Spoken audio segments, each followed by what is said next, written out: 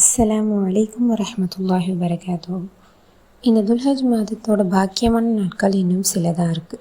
இதை எப்படி நம்ம சரியான முறையில் பயன்படுத்திக்கிறதுன்னு பார்ப்போம். முதல்ல நம்மளுடைய வணக்க வழிபாடுகளை அதிகமாக்கிக்கணும். அரஃபா அன்னைக்கு நம்ம கண்டிப்பாக நோன்பு நோக்கக்கூடியவங்களாக இருக்கணும். ஏன்னா அரஃபாவுடைய நோன்புன்றது நம்மளுடைய முந்தைய வருட பாவங்களும் வரக்கூடிய வருட பாவத்தையும் அழிக்கக்கூடியதாக இருக்குது. திக்ரை நம்ம அதிகமாக செய்யணும். ஏன்னா அல்லாஹுக்கு இந்த 10 நாட்களை விட வேறு எந்த நாட்களும் ரொம்ப விருப்பமானதில்லை. ஸோ இந்த 10 நாட்களில் சுப்ஹானல்லாஹ், அல்ஹம்துலில்லாஹ், லா இலாஹ இல்லல்லாஹ், அல்லாஹ் அக்பர் இந்த மாதிரி அதிகமாக திக்ருகளை நம்ம ஈடுபடலாம். இரண்டாவது, நம்மளுடைய நியத்தை சரி செஞ்சுக்கணும்.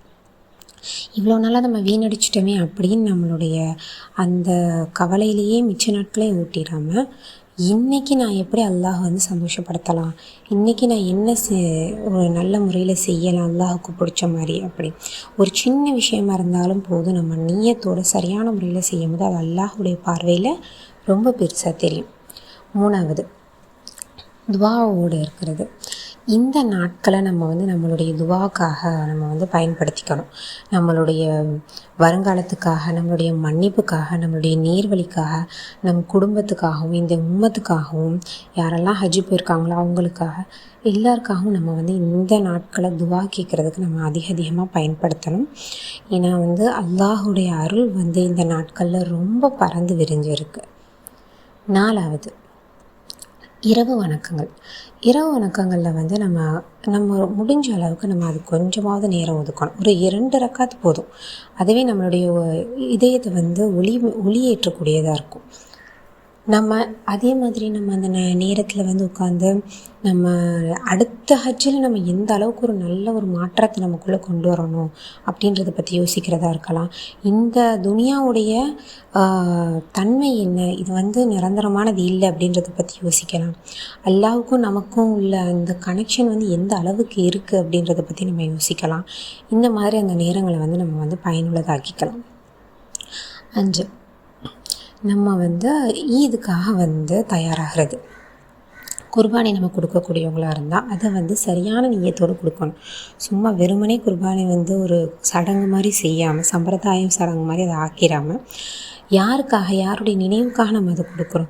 இப்ராஹிம் அலைஹிஸ்ஸலாமோட தியாகத்தை நம்ம நினைவுபடுத்தி கொடுக்கணும். அந்த நேரத்தில் அவங்க அந்த எந்த அளவுக்கு அவங்களுடைய மனசு இருந்திருக்கும், அவங்களுடைய மகன் அந்த இடத்துல வச்சுருக்கும்போது அப்படின்றத நம்ம நினச்சி பார்க்கணும். நம்மளுடைய தினசரி வாழ்க்கையில் என்ன அல்லாவுக்காக நம்ம தியாகம் செய்கிறோம் அப்படின்றத நம்ம நினைக்கணும். அல்லாவுக்காக முடிஞ்ச அளவுக்கு அதிகமாக நம்ம தியாகங்கள் செய்யணும். இன்னும் சில விஷயங்கள் என்னென்னா, நம்மளுடைய நாவை நம்ம பேணிக்கொள்ளணும்.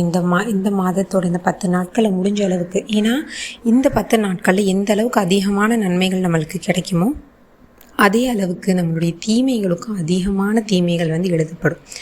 அப்போ நம்மளுடைய நாவை புறம் பேசுகிறதுலேருந்தும் சரி, பொய் சொல்கிறதுலேருந்தும் சரி, கடினமான வார்த்தைகளை சொல்கிறதுலேருந்தும் பாதுகாத்துக்கணும். நம்மளுடைய பார்வைகளை பாதுகாத்துக்கணும். நம்மளுடைய நியத்துகளை சரியாக வச்சுருக்கணும். எப்போவுமே நம்ம ஒரு கர்வத்தோட இந்த மாதிரி விஷயங்கள்லாம் விட்டு தவிர்த்துக்கணும். அதே மாதிரி சதக்கா கொடுக்கறது இந்த நாட்களை அதிகமாக செய்யணும். இதெல்லாம் நிறைய மறந்து போன விஷயங்கள். நம்ம இதெல்லாம் இந்த நாட்களை பெரிய ஒரு விஷயமாக நம்ம எடுத்துக்கிறதே இல்லை. அப்போ நம்ம சின்ன அளவுக்கு கொஞ்சமாக நம்ம சதக்கா கொடுத்தாலும் அதை அல்லாஹ் அதிகமான ஒரு இதாக நம்மளுக்கு ஆக்கி தருவான் இன்ஷா அல்லாஹ். இந்த இருக்கக்கூடிய மிச்ச நாட்களையாவது அல்லாஹ் நம்மளுக்கு நல்லபடியாக பயன்படுத்திக்க உதவி செய்வானாக. ஆமீன். அஸ்ஸலாமு அலைக்கும் வரஹ்மத்துல்லாஹி வபரகாத்துஹு.